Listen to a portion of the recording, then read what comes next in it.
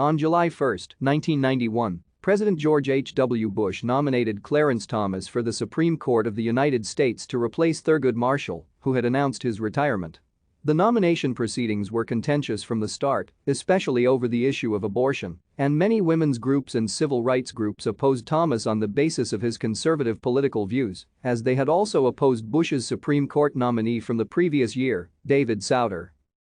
Toward the end of the confirmation process, sexual harassment allegations against Thomas by Anita Hill, a law professor who had previously worked under Thomas at the United States Department of Education and then at the Equal Employment Opportunity Commission, were leaked to the media from a confidential FBI report.